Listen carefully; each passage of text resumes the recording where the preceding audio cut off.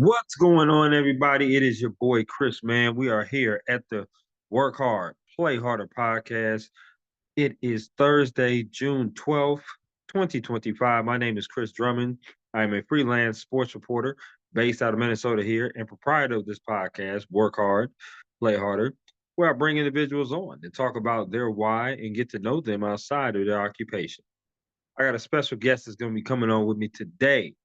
He has been without sports for the past 2 decades plus, 25 years to be exact.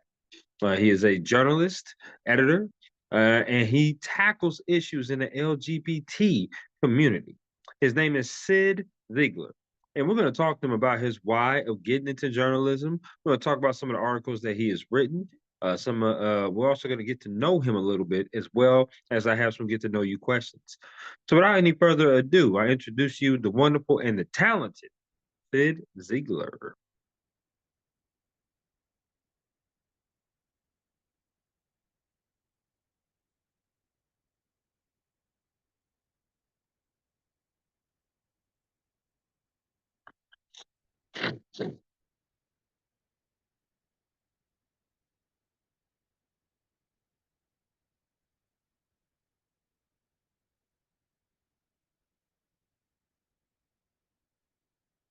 All right.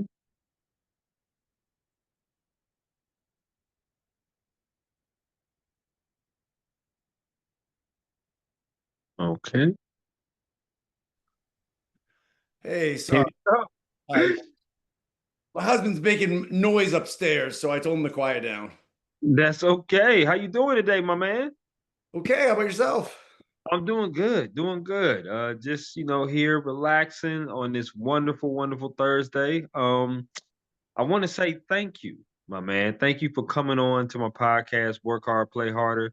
I want to ask you, how is your week going so far? My week's been a lot, but that's okay.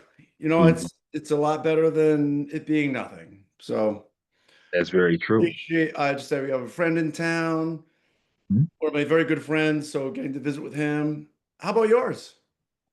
My week has been a little quiet. When you're in sports, and now I'm a freelance reporter. But even when I was working in the different publications, summer times are very slow because high schools are out, colleges are out, so you got to look for the in town stuff to be able to cover. So we Yeah. do have amateur baseball up here that's starting, so we'll cover a few games of those. And then I have some Minnesota Lynx games coming up next month that I'll cover as well. But for right now, it's just quiet. So I'm definitely gonna take that in before the storm comes, which is the fall.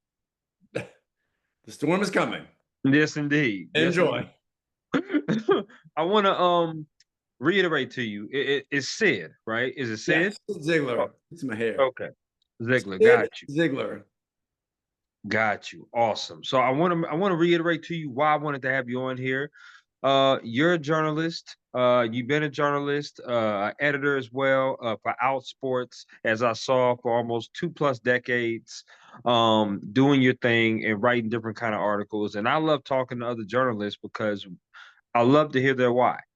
It's a rarity that we get to share our stories because we're always writing stories.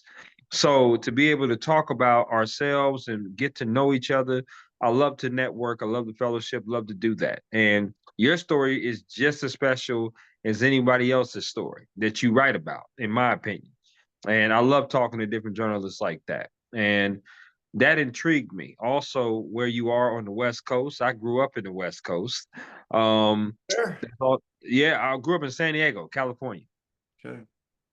Yeah, yeah, definitely grew up there. My dad was in the Navy, so I was actually born in Chicago, but he relocated us into San Diego, and I grew up there for most of my life. I'm now based in Minnesota, so I'm still in the West, but just the Midwest now. So, right. So yeah, so now I'm over here doing my thing, but that was intriguing for me to be able to talk to you because you've had a lot of experience in the journalism field. So I really do appreciate you coming on with me today. Yeah, you got it. Happy to. My first question is the same, Sid, as it always is for everybody that hops on here on my podcast. And that is, what is your why? Why do you do what you do? Did you have any role models, any inspirations growing up? Is this something that you always wanted to do, or did it fall into your lap? But ultimately, why did you want to be in the journalism industry? I didn't. I remember being in college. I went to Stanford University, and Hmm. there were kind of three paths that I was thinking about. I was thinking about politics, I was thinking about entertainment, and I was thinking about Hmm. journalism. And I remember Condoleezza Rice, who was Secretary of State under George Bush, was one of my professors, and I was a big fan of her. Oh, wow. Okay. Incredible black woman who rose to be Secretary of State, very powerful. This was before that, but I took an office hour with her, and I said, I want you to help me decide. Should I pursue like the media or should I do politics? And I thought, given that her role in policy and government, she'd say, "Oh, go into politics," but she didn't. Mm, She said, "Don't choose. Walk through open doors." Sometimes okay. the door you gotta jiggle the knob or you gotta kick it a little, but she said, "Walk through open doors. Don't choose." So I Mm. moved to Los Angeles after I graduated from college, and I I decided that I was going to kind of toe the line. I would do some politics and entertainment. Well, I walked through open doors and ended up being an executive at Disney for several years, Disney Channel. I Okay. I was a very low level part of the team that helped bring Hannah Montana and That's So Raven and other shows that people might know. But um, a few life things happened, and I was just on vacation with a friend of mine, and we started talking about in 1999. Chris, were you born in 1999? No, no, no. I was actually 12. I was pretty young. I was Oh, pretty okay, young. great. So you were pretty young. And we just started talking about the internet, this new thing called the internet and websites. And we were both gay sports fans in 1999, and there just wasn't anything out there for gay sports fans. No one was talking about us. Mm, So I was an executive at Disney. He was an editor at the LA Times. And we hmm. just came up with this idea for Outsports where we would write about gay athletes and gay sports fans. I love it. So it just kind of happened. It evolved. And as we published Outsports in the early 2000s, different news items happened. People reached out to us. They wanted to talk to us. They wanted to have their stories featured. So my role as a journalist, I don't have any formal training. I have a communication degree from Stanford. But other than that, it's just been winging it, getting it wrong, getting it right, figuring it out, listening to other people. And, Sure. and so that's why that's kind of it's why we did this, why I still do it today. I don't know. It's a lot of fun. It's cool having a voice on these important topics and being able to elevate people in their lives and still, particularly gay men and transgender athletes. There's a lot of struggle there in sports. So Yeah, it is. I get to write about that stuff. So it's addicting. I totally understand that. I mean, you're giving a voice to the voiceless, right? At the end of the day, and you're allowing people to on your platform to kind of tell their stories in a way. And like you said, growing up, I know I was young. I definitely didn't hear anything about any kind of gay athletes, whether they were lesbian, men, didn't matter what it was. I think the first time said I heard something even in the news of sports was Michael Sam, if you remember that name. I mean, well, I remember that I was part of the team that helped Michael come out. I yes, of course, it's 2014, and that was only 11 years ago. Right. And that was the first time a lot of people heard these stories. But these stories, Outsports had been telling these stories for years before that happened. Mm. Wow. Yeah. See, yeah, I had no idea. But you know how mainstream sports is, right? Anytime that you are a minority in something, it's not going to be heightened. It's not going to be heightened or highlighted or exhibited to the core. unfortunately. I don't agree with that.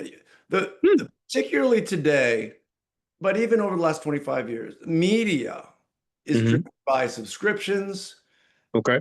clicks, ad sales, eyeballs. Okay. And for a long, long time, it's not that people rejected gay people in sports. It's that we weren't driving traffic. We drive traffic now. We drive eyeballs. And right now, there are some anti-gay people, anti-trans people in the country who are trying to change that, but they're not going to. They're going to try. But the course of inclusion in sports is very clear, whether you talk about gender, race, sexual orientation. There, there may be fits and starts and blips, but you're not going to erase gay and trans people from sports. I agree. I agree. And no question about that. No, I 120% agree with that. And you should. It should be inclusion is very important, especially in our industry. I'm actually in master school right now, and I'm in my last semester, and my capstone is talking about the inequalities of women's sports reporting. Uh, I'm writing a feature story on that, and it's based upon pay, treatment, and opportunities. And I'm talking to a lot of different women, whether they're local or national, and getting their perspective on how they feel about that. Um, I definitely feel. Oh, go ahead. And are you talking about the reporting of women's sports or women reporting on sports? Those are two different things. Absolutely, women reporting on sports. I could not agree with you more. The way some women get treated. Hmm. Sarah Spain, who I'm sure you've read, Sarah Spain Hmm. talks about this at length. It's horrific. It's just it's no woman reporting on the sideline is reducing your experience of an NFL game. Period. Full stop. Without question. Without question. There was a certain article that a woman wrote, and she talked to like different women about having a seat at the table or being told that women can't report on football. And I remember some of the names that she talked to, which was Andrea Kramer, which is somebody who's been absolutely a legend in being in sports reporting. Ariel Chambers. There's a few more that she talked to as well. But yeah, Sarah Spain, I know her. Obviously, you probably know her very personally. So do I. Um, she's somebody who I'm definitely gonna get her perspective on my paper as well, along with about 15 others, just to kind of go through the mindset of different, not only just ethnicity, but like you said, different ages, because at a different age, different time, people are gonna have different perspectives, and that's exactly what I want to put in my paper for sure. So definitely something I'm working on, and it's not due till November because I don't I walk in December to get my master's, but at the same time I'm getting an early jump on it for sure. I teach a journalism class at the University of Florida online, Yeah, and yeah, my number one thing with these kids, get ahead of the story. Start working on the story early. If the story if so the way I structure it is the story's due say April 20. Well, yeah, you gotta get me your idea and all your sources by April 10. Because if you don't have it done by April 10, you're so far behind. And it's amazing.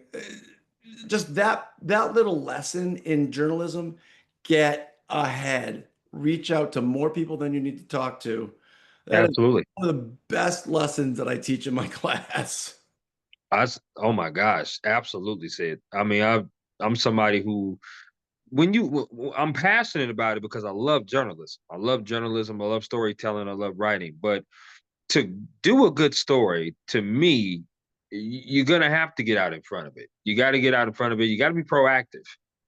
There's no procrastination with great stories. I've the best reporters I've talked to have always given me great advice, saying you got to talk to, like you said, talk to as many people as you need to, even more so than what you need to, but always start your story early because if you do, you can always go back and alter it. You can always go back and do that. But if you start it early, you get it going. And That's what I like to do. I like to be able to be early. I'm typically early like that, not only just with stories, but just in life in general. If somebody tells me to be somewhere at 8, 7:45, 7:40 is where I'm there. So I like to be that. That's just me in general, for sure. Um, you talked about it. You said Stanford University. I want to know, were there any other schools that you were considering going to other than Stanford? Well, boy, you're talking over 30 years ago. And so, I mean, I know that Colby College in Maine, Hmm. I accepted there. That was right up there. The University of Pennsylvania in Philadelphia. Hmm. Um, the one school out of the seven schools that I applied to, one school rejected me out of high school. And Mm. and they didn't just send me one rejection letter. 2 days later, they sent me another one just to make Oh sure I wow. knew I wasn't coming. And that was Wow. Georgetown in Washington, D.C. So Wow. were the other schools? If I didn't go to Stanford, it would have been Penn or Colby. I probably would have been Penn in Philadelphia. Wow. Damn, Sid, you must have had some really good grades. I mean, that's an excellent student you must have been, which is amazing. I mean, to go to those Ivy League schools, that's pretty good. Well, I didn't go to Ivy League. I went to Pac-10. So, That's true. But Stanford is still a great school to get into, oh, though. I mean, listen, I'm blessed. I got to spend 4 years on the farm. They call Stanford the farm. yep. Uh, I got to spend 4 years on the farm. That was pretty amazing 4 years. I Okay. got to I love watch. I got to watch Denny Green coach football. I got to watch Bill Walsh coach football. Mike Montgomery coach basketball. Tara Vanderveer coach the women. I mean, That's I got right. to watch some amazing sports at Stanford in the early '90s. That's true. Very true. That's pretty awesome. I love that. I'm going to ask you some favorite questions, and you just give me the 411 off the rip based upon these favorite questions. Okay. So here we go. Favorite meal you like to cook?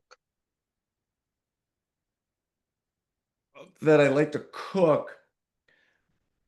I grilled pork. I like to Mm, marinate grilled pork or grilled steak. I like to marinate the pork or the steak in a coffee, garlic, black pepper, cayenne, like rub, and just let it sit there for like a few hours, and then put it on the grill like 2 minutes one side, 2 minutes the other side, and then mhm. you know we're good. So I think probably now I love the grilled pork or grilled steak with a nice rub on Wow. Well, first of all, that sounds delicious. it. I'm just gonna say that. That's pretty cool. I like that. I like that a lot.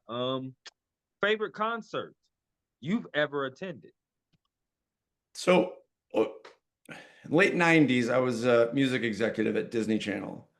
Hmm. So I went to some incredible concerts, some concerts that being in the music industry, I go to see Mariah Carey at Staples Center or whatever it was at the time Hmm. here in LA, and you get a very good seat. I got to be there at the Grammys when Oh. Eminem was being attacked for being homophobic, and Elton John took Hmm. the stage with him to perform Stan. And that was probably the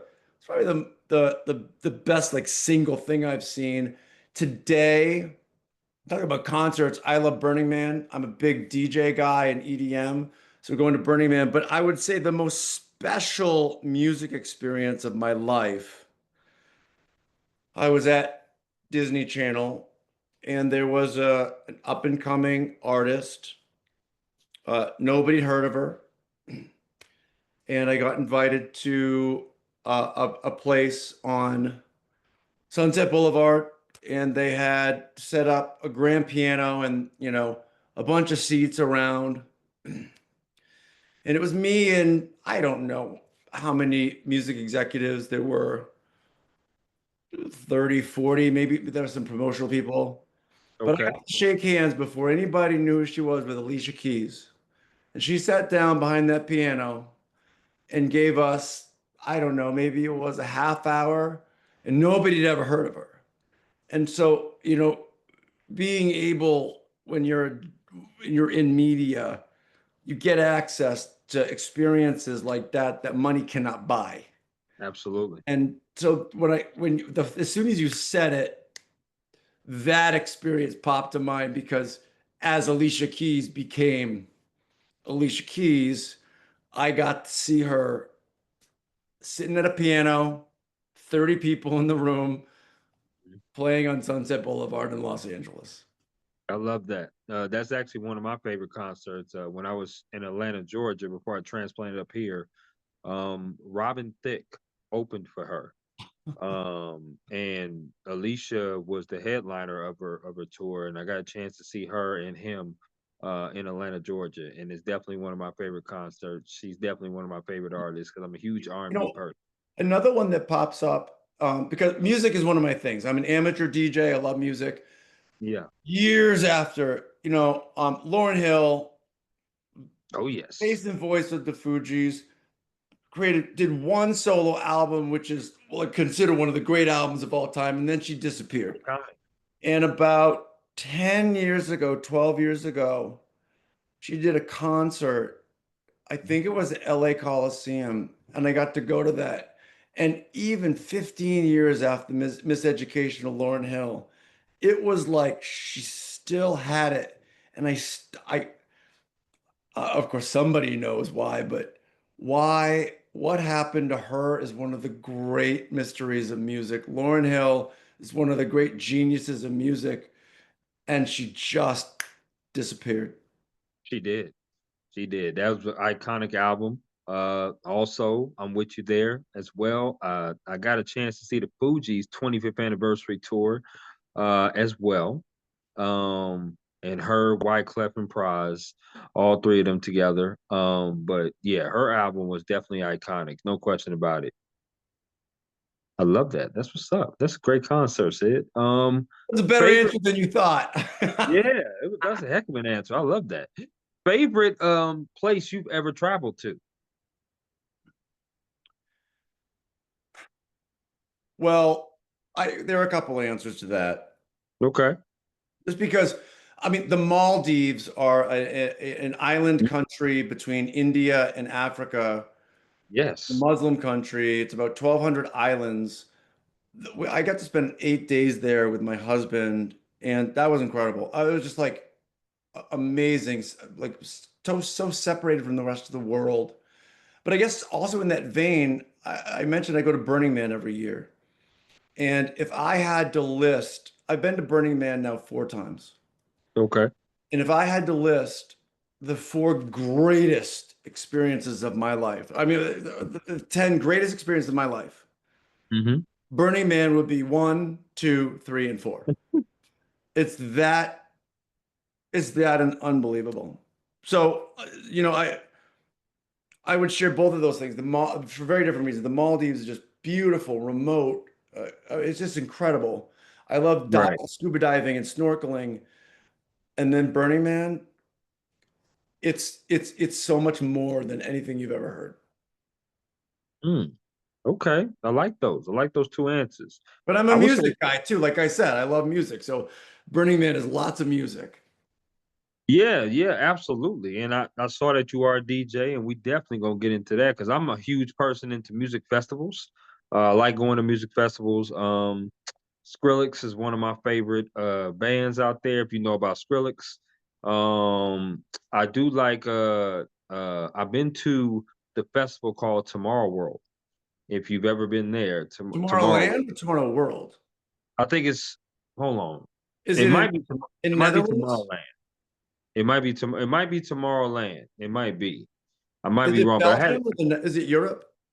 No, no, no, no, no, no, no, no, Okay. no, Then no, I don't know what it is. I no, don't no, no, no. know. This one was in Georgia, so this was a Okay. smaller version of that. Yeah, it was in Rome, Georgia, but it still had like 9 stages where they were playing different kind of music.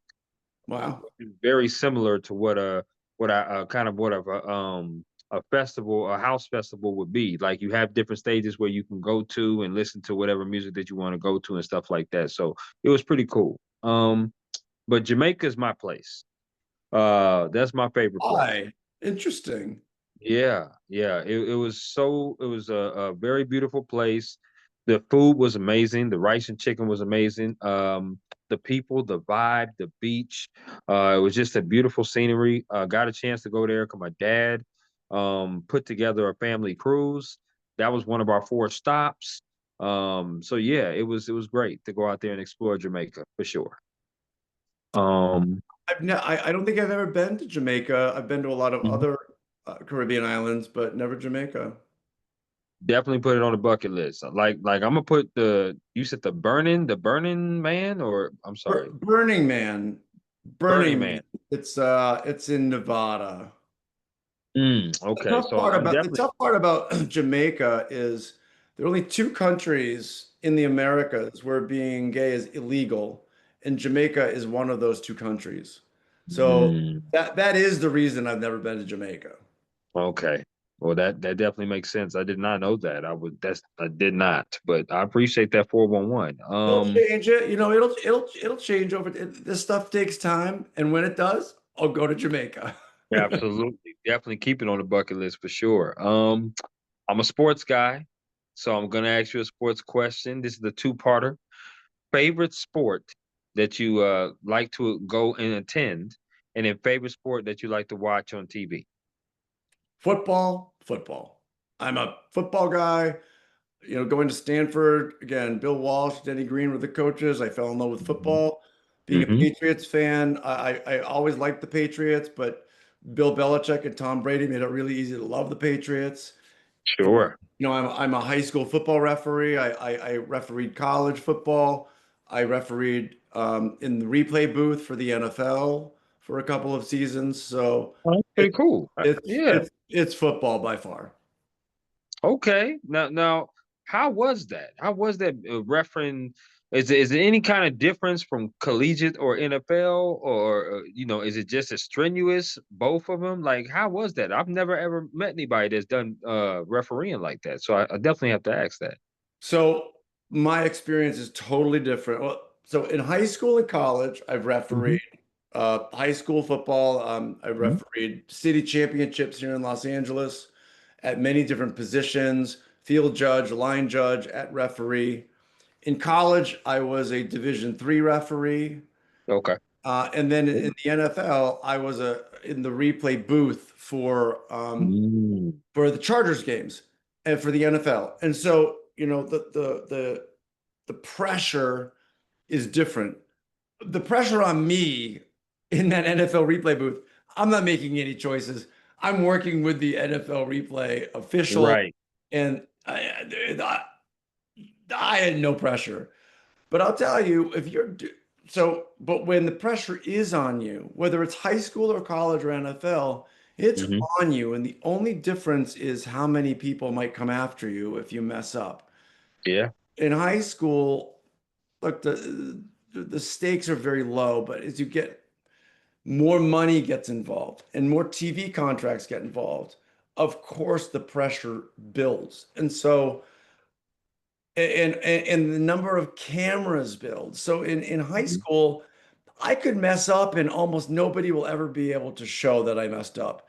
In college, even at Division III, and then we get Division I, major SEC, Big Ten, Big 12 college football, everyone knows you screwed up.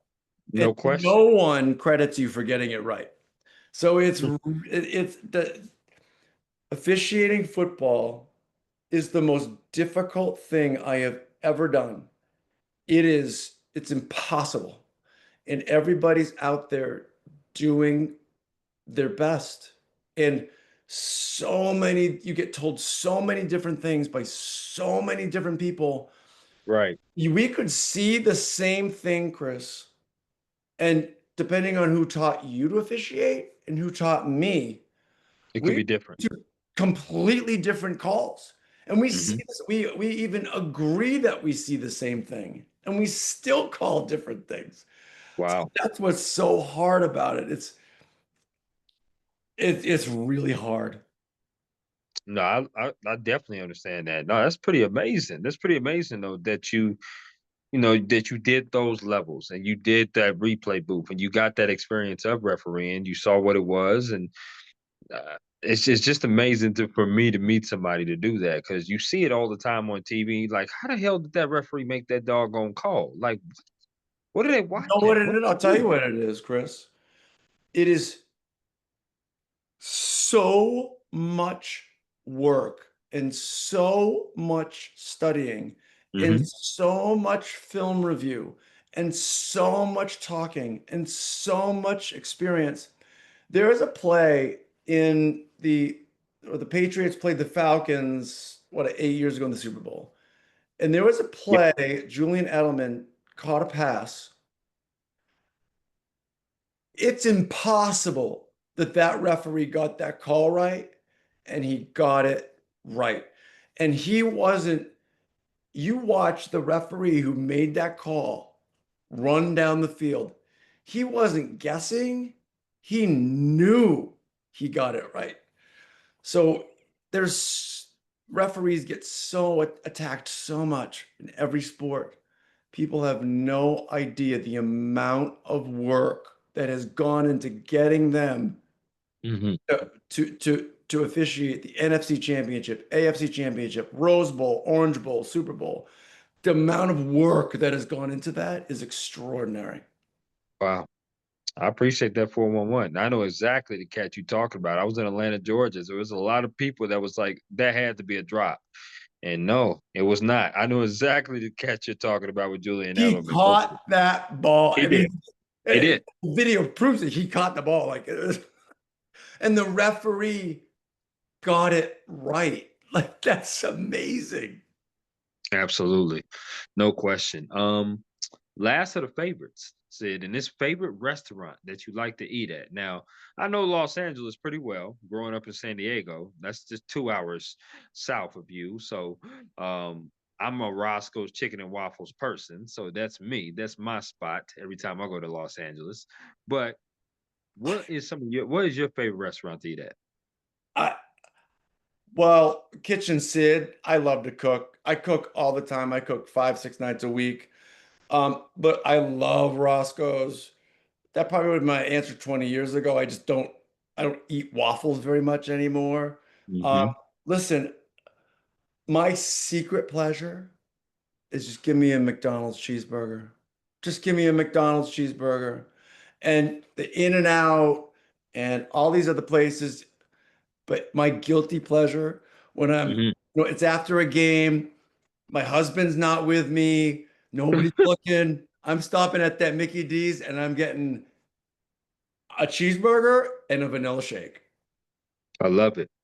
I love that. Well, obviously, the next time I'm in Los Angeles, as I still have family there as well, I'll have to say hello to you, Sid, in person. That's for sure. Yes. Yes, indeed. That's what's up. I love that. I want to ask you about your day-to-day operations because as a journalist, and I know as a journalist, especially when I was working in the publications, no day was ever the same for me. Every day was different. You got a different story, different preview, different editorial, different game that you're covering, and just a different angle, just every single day. But that's also what made the job fun, is that you didn't have to do the same old all the time. Um, but with the day-to-day operations, you have to prepare yourself for what you're doing, right? And you also and you guys came up with the out sports. This is something that you created, right? Mhm. So it's like, you're trying to write different stories about the LBGT Q community, right? And I want to know, how do you prepare yourself day in and day out to, go in and try to look for different stories, and how you find stories to be able to write to get your content out on out sports? Well, some of it comes to us. A lot of Mhm. people know you want, it's an LGBT sports story, contact Sid, Jim, John, Carly, Brian can contact somebody out sports. So that's a big thing. Well, my routine, I guess I don't really have one because every day is can be so different. Mhm. I'm just editing a piece tomorrow that's going to run with the video. We have a video series running, so I got to prepare for the video series. Okay. Then uh, I'm working with other people on stories, working with the PGA on a number of stories about LGBT people in and around the PGA and golf. So there's some long lead stuff going on. There's some, I could wake up tomorrow and the captain of the Denver Broncos has come out. So, oh, there goes the next week.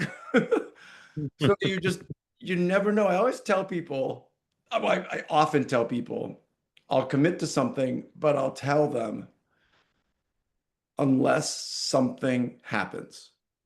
Because in the news media, if I remember I was flying to, was it the Final Four? I was flying to an NCAA inclusion forum in Okay. Indianapolis.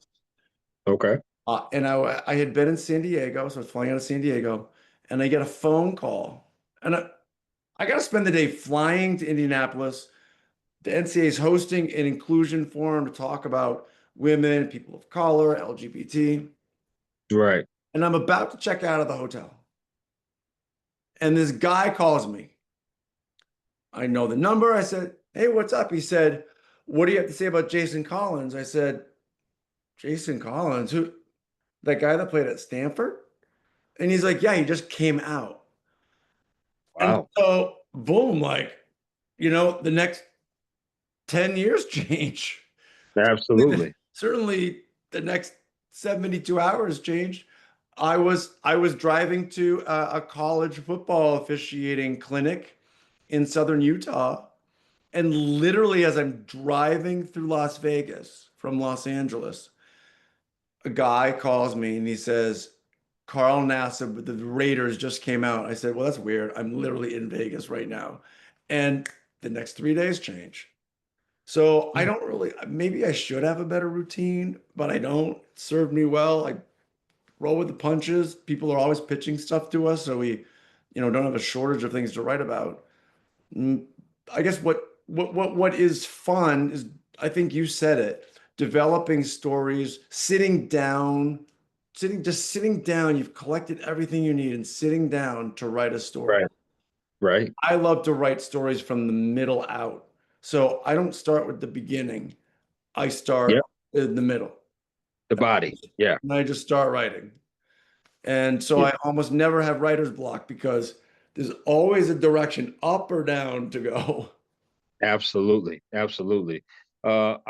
Nice bonus question here, Sid. I want to ask you what story that you did, or what tip did you get that was like a wow moment for you? Like, I know you told me about a couple wow moments right there, but what was something that kind of blew you away, that came out of nowhere, so unexpected?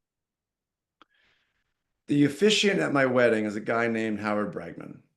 Howard Okay. Bragman was a wonderful, wonderful, legendary gay man in Hollywood. He was a publicist. Hmm. And he was known for crisis management. So whether you were Stevie Wonder or you were Isaiah Washington or you were somebody else, if you were in a crisis, you were one of the Real Housewives, you You were called him. you were in a PR crisis, you called Howard. Because he was gay, he also encouraged a lot of people in Hollywood and sports to come out. Hmm. And in 2014, I remember I was driving home. I think it was from the gym, and I got a text message from Howard, and the text message simply said, "The eagle has landed." And somehow I knew exactly what he meant. Wow. I called him and I said, "What happened?" And he said, "I just met with two NFL agents. They're representing a kid out of Missouri named Michael Sam. And Mm. Michael Sam is the SEC Defensive Player of the Year. He's Yep. gay and he wants to come out." And over the next month, I wrote, if you Google Cyd Ziegler, "The Eagle has landed." That was the name of the article. Hmm. While the New York Times and ESPN got to interview Michael first, I had Yeah. already met Michael, talked to him many times, and I didn't get the interview, but I got the behind the scenes story of how Michael Sam came out and all the moving parts and all the people, because I was involved. I was helping not make those decisions, but I was giving constant feedback about timing and who and how and when and like why do you choose this one to write the story and why do you choose not choose that one? And if you go and read Cyd Ziegler, The Eagle Has Landed, it's the behind the scenes story of how Michael Sam came out. So Wow. that was the moment. I guess the other weird moment for me, I was sitting at my laptop, it's 27, I think it was 2017. I'm on Yeah. Facebook and I get a message from a guy named Ryan O'Callahan. And I was like, I know that name. I'm a huge Patriots fan. And Hmm. I was like, oh, he played for the Patriots. Why is he contact? Oh, he's gay. And over the next month, Ryan and I hatched the plan to have him come out publicly. And so I guess that was the other one. Like that random Facebook message from Ryan O'Callahan turned into Right. what became, because of Ryan's history and because of this guy Scott Pioli and because of the Super Bowl and the 1918-1 team and that story just took on a life of its own because of where Ryan came from, the story, his attempts at suicide. That one became a massive story. It's really the kind of the two like out of nowhere. This amazing Absolutely. story just dropped in my lap. That's pretty cool. That's pretty cool. Has there ever been a time where someone has came to you prior to them coming out? Like meaning like have you given somebody advice on how to? Because it's been sometimes conversations of people are afraid to come out because of how their image may be affected. I remember reading something about Sue Bird before she came out. She Yeah. was like, kind of afraid to come out at first before she ultimately made the decision to come out with her and Megan Rapinoe's relationship. Has there ever been a time where you have given someone advice on how to do it? Well, both of those guys, Michael Sam Okay. and Okay. Ryan, they had both decided they want to come out, and then I they or their people reached out to me to help. Another one is Derek Gordon. Derek Gordon was a University of Massachusetts basketball player. Okay. I was involved with his coming out. I mean, there are so many. The Connor Mertens was a Division III kicker, Mm. but nobody had ever come out being an active college football player. So I was involved in how he came out and how he came out to his team and how he came out publicly. So I've helped more people than I could remember with Sure. Sure. how to do it, counseling them. Alan Gendro is another one, a former Middle Tennessee State football player. So I don't know how many. I love that though. I love the fact that they're confident enough to come to you and talk to you because obviously you're confident in yourself and you've been in this industry for so long to be And able they to and help they them out. know, Chris, they could trust me. I remember somebody with the NFL front office. I don't know. I criticized them or there was something that happened.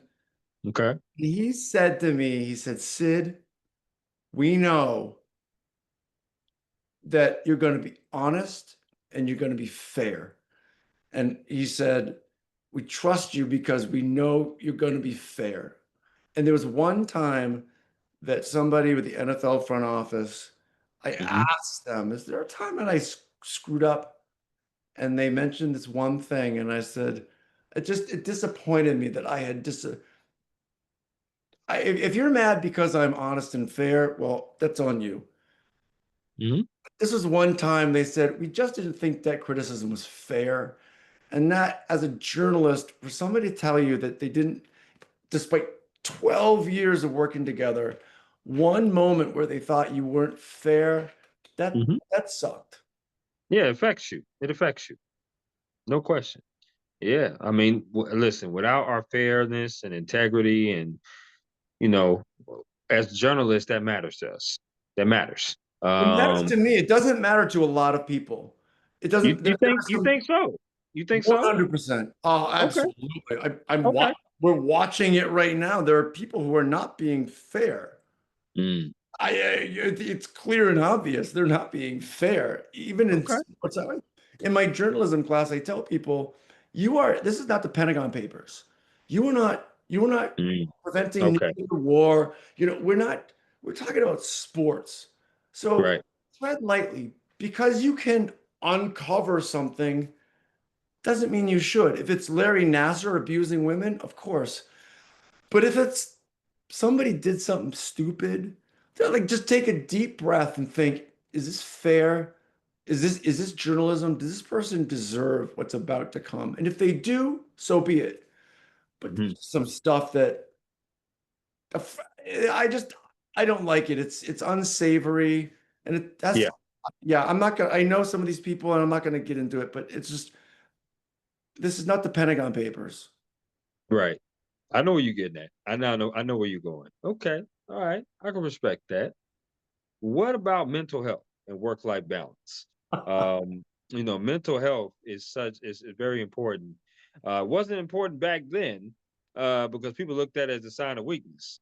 Now it's being treated as, very important. I know a lot of my colleagues that I've been since I've gotten into the industry said they have went, they've left for a various of reasons, right? Mental health being one of them, work-life balance, right? The news and sports do not stop. This is a 365, 366 leap year type of deal.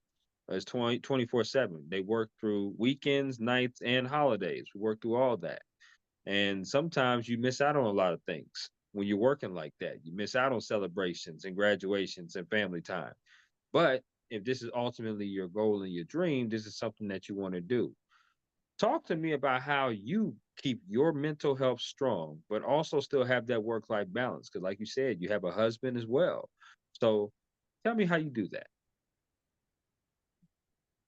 That's a really good question. It's really good. The last couple of years, I've dealt a lot with that mental health and people, you know, as journalists, we build these public platforms. Yeah. And I think the vast majority of us think we're doing good. We're convinced we're doing good, not just good work, but we're doing good. And everybody messes up from time to time. Everybody does. Right.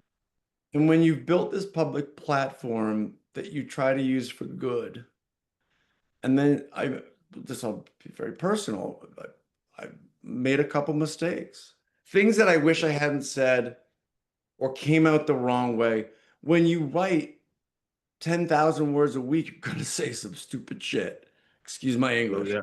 That's okay. That's all right. So, You good. so that's really hard. And I'll tell you when it's happened, it is, I have been thankful to be able to rely on some people who have been through it before and they guided me on how to go through it. And it may seem really dark right now. And people are like literally sending me photos of my house and my Wow. address Wow.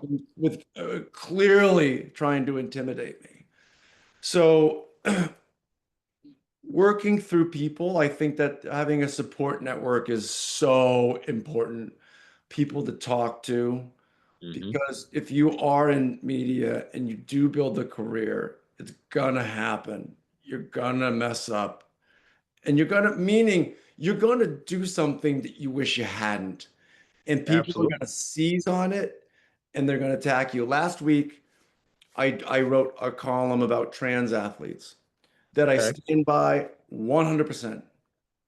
And I learned from that mistake I made 2 years ago. And I had numerous people read this piece. I talked to my husband about it beforehand. We talked about the potential backlash, and the backlash came trans, the hate messages that I Mm. have received from trans women over the last week would be enough to push anybody out of journalism.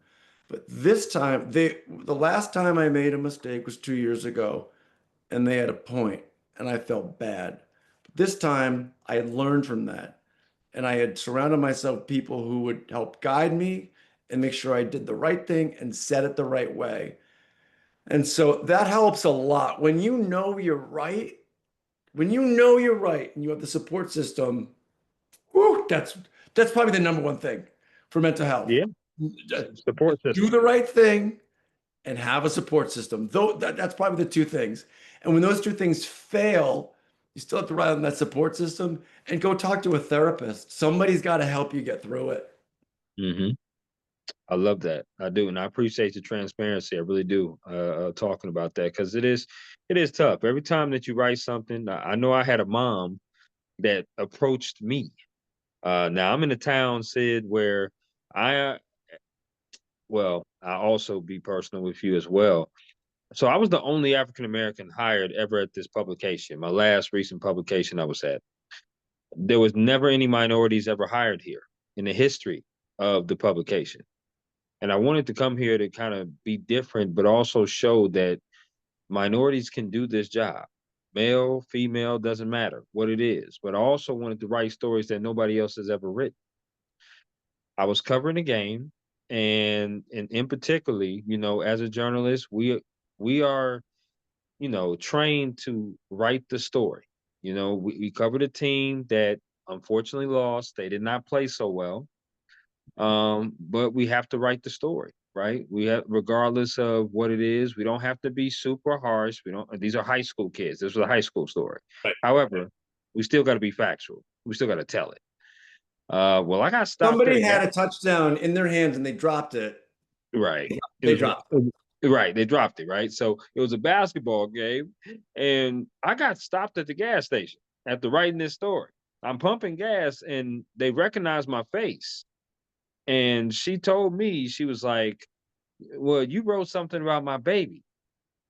And I was like, "Excuse me, ma'am?" She was like, "Yeah, about the team that lost the other night. You wrote something about my baby, and I didn't appreciate that." I was like, I'm sorry, ma'am." And she actually had the newspaper in her hand, and she pointed it out. And I was like, "Well, ma'am, he did shoot 3 for 16."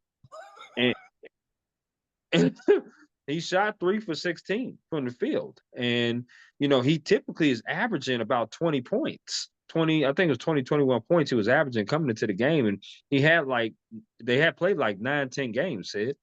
And this was like the 11th or 12th game, I believe. And he just had a bad game. And typically, when your star player has a bad game in high school basketball, you don't win. You're going to lose. And that's one of the main reasons why they lost. When you got one player taking 16 shots and the next player takes 7, the most was 7 shots. I mean, I have to point Can I that give out. you something? Well, actually, how did you handle it? So I said, "Well, ma'am, I told her, ma'am, my job is to make sure I tell the actual factuals when it comes to stories like these. My job is to promote the game and highlight the game and talk about the game. It's not to demean your son or anybody else's kid on the team. That's not my job and that's not my goal. Now, I do feel sorry that you feel that way, but I'm going to continue to write the actual truth of what the game is. Now, if I said something that wasn't wrong or if I said something that wasn't accurate, you are free to come up to me anytime that you please. But I can't change my style from writing what's right." And that's what I told her. How many people are in that area in your area? What's the population? Population is 14,000, with 3% black. Chris, so I don't know the race for this person. It doesn't matter. One of the things that pieces of advice that I would give you, Please. you know, I essentially work at a community newspaper. Okay. Outsports is for the LGBTQ community. Hmm. And there is always in my head a sensitivity about how I'm writing something. And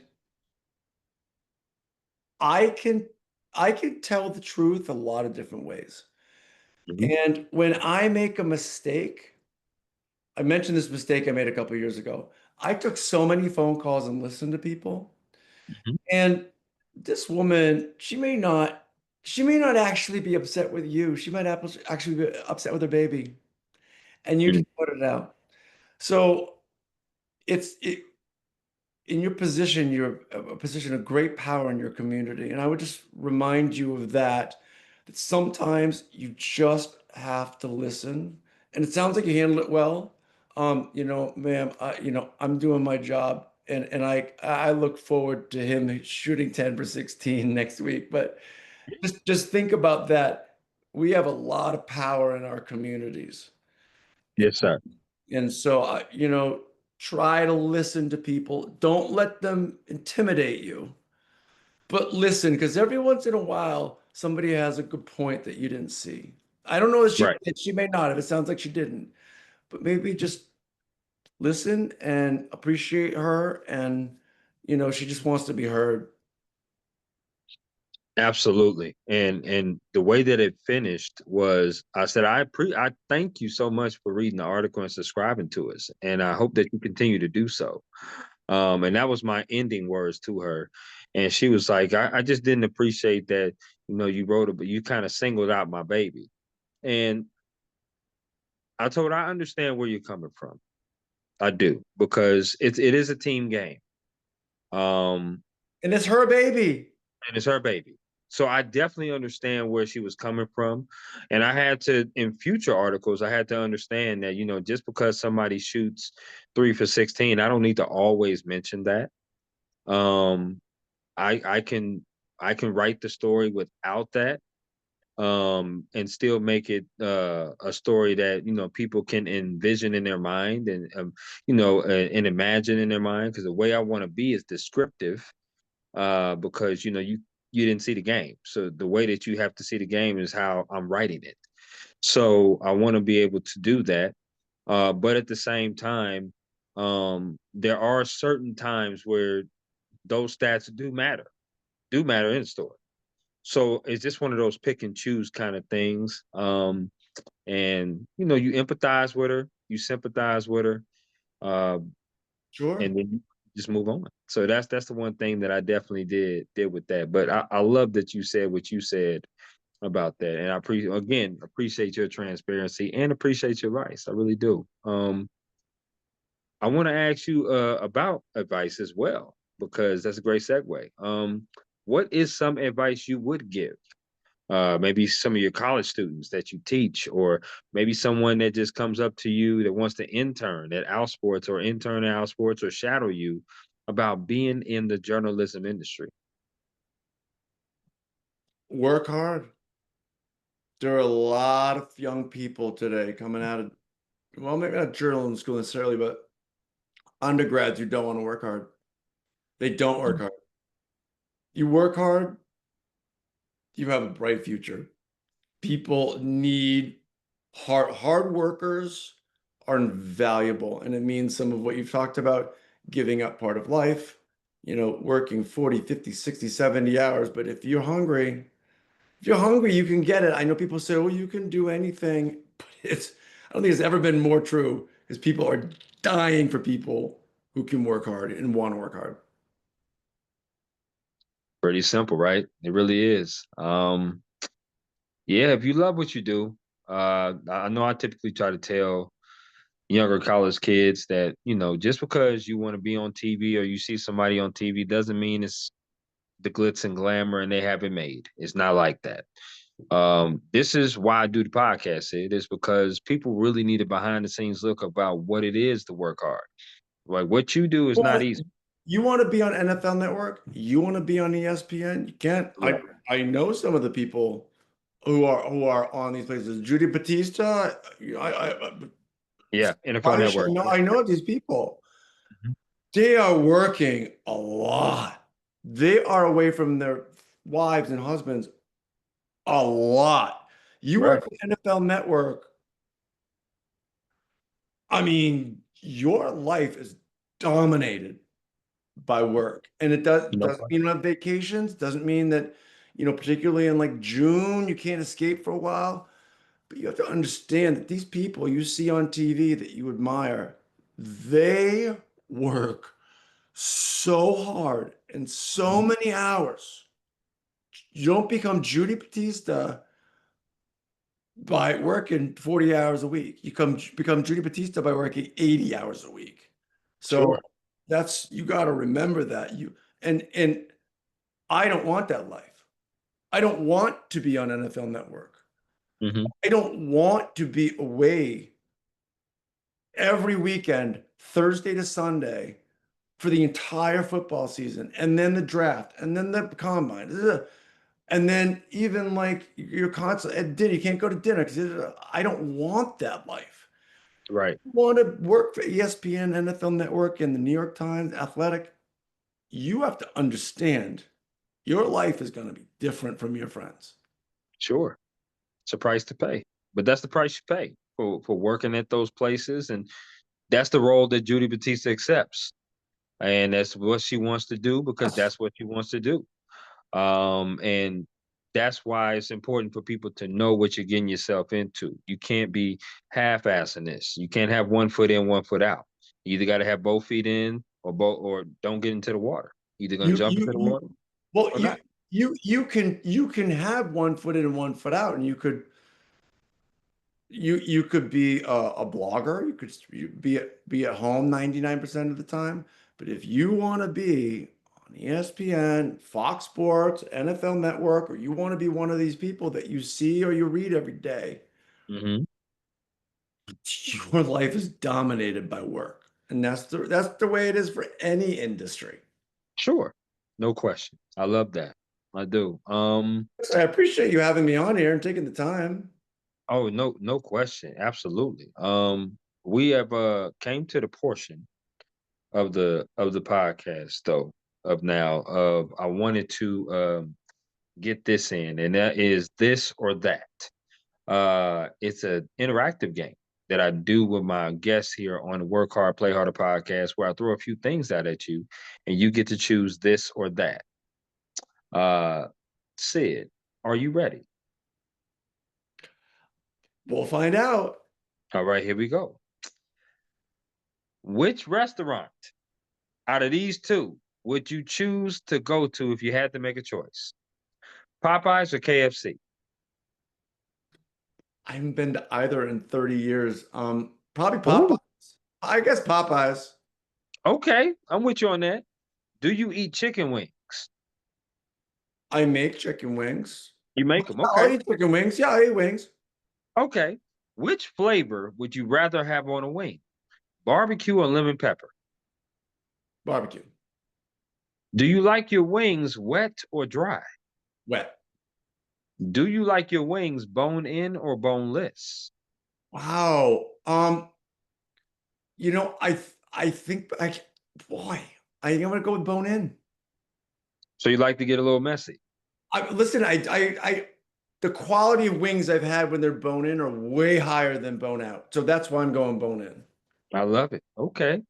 Well, now look, these next four questions have to do with music concerts that you rather attend. What kind of music genres do you like? Okay, well, you have to know, like, so I worked at Disney and went to all these concerts. I don't like concerts. So I go to like EDM stuff. So I mean, we can play that part of the game, but we'll find out. I may not know some of these singers. I know a lot of DJs, but Okay. I Okay. like to Let's see. listen to house music, tech house, Tech house music. Okay. Okay. like So, John Summit, and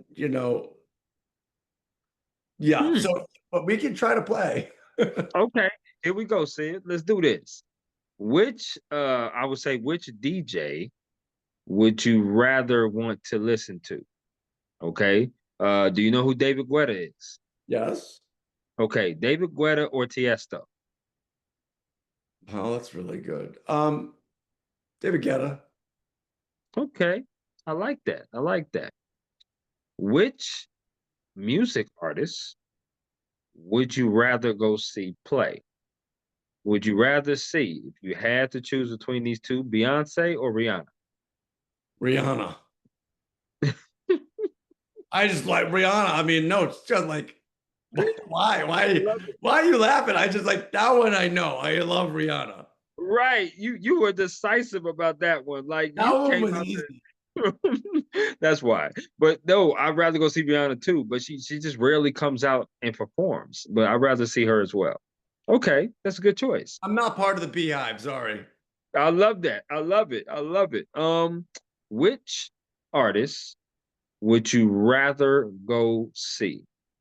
Would you rather go see Avicii or Steve Aoki? I don't really listen to either of them, but I guess Avicii. Mm, okay. That one I'm Okay. not. I'm yes on Rihanna. That one I'm not as sure on, but I understand that, but you was also good on David Guetta or Tiesto as well. So yeah, yeah, those are two of my I favorite just know DJs. more of I just know more of Yetta's mixes and stuff. Okay, got you. Now, last one. Which music concert would you rather go to? Would you rather go see Alicia Keys or would you rather see Jennifer Hudson? Huh. That's a good one. I think Alicia Keys. Okay. Okay, that wasn't too bad. That wasn't too bad. Now, let me ask you, which sport would you rather watch on TV, basketball or baseball? Basketball. You can pick anything and I'll pick it over baseball. So basketball. I know that's right. Baseball on TV is boring as hell. No question about it. Um, which sport would you rather play? Badminton or bowling? Badminton because I have a really bad right shoulder, and bowling. I was in a bowling league years ago and it was not good. So badminton. Okay, I'm with you on that. Do you like dessert, Sid? Very much. Okay, so I'm going to throw four categories of desserts at you. You got to choose one of these that you'll never eat again. So here we go. The first one is cookies. The second one is cake slash pies. The Wait a third, second. How can you cakes and pies? Those are two categories. You're telling me well, cakes and pies? yeah, I put them together though Oh, because you're cheating, Chris. You're cheating know. me. Okay. Well, we're keeping that one. I know that for sure. All right. Okay, so the third one is ice cream, and the last one is candy. Which Candy. one are you getting rid of? Candy. Okay, That's we easy. vibing. We vibing right there because I would get rid of candy too. Sid, I would. Um, what is your favorite cake slash pie? And if you want to give me both, you certainly can. You know what? My favorite cake is just yellow cake with vanilla frosting. Like Okay. basic, basic, like vanilla buttercream frosting. Okay, I like that. All right. Mine would be chocolate cake. Whether it's vanilla frosting or chocolate, don't matter. Put some sprinkles on it, and we good. I like that. Like, there's some cake calling me right now. I know, right? I could just imagine. Do you like potato chips? No. So no on the potato chips. Okay, I got you. I got you. Now, let me ask you this bonus question because typically I do the potato chips, but I'll ask you this bonus question right here. If you had a choice to do one or the other, which one would you choose to do for the rest of your life? If you only could do one of these, be a journalist or be a teacher. A journalist. I love it. Being a teacher is a pain.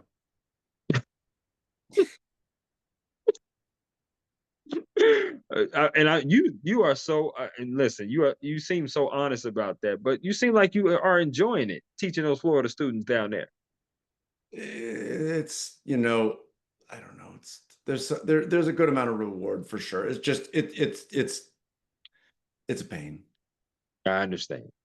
I understand. Well, listen, I'm gonna tell you this, Sid. This has been absolutely a great conversation to have with you. Just talking about your upbringing, talking about what you're doing, talking about the different stories that you had a chance to work on and bring people out of their shells to be able to come out comfortably in the world. I really do appreciate you allocating your time to me on my podcast. The last question I have for you is there anything else you would like to add about yourself, maybe what's coming up, in out sports that you're writing about, or anything at all before we conclude?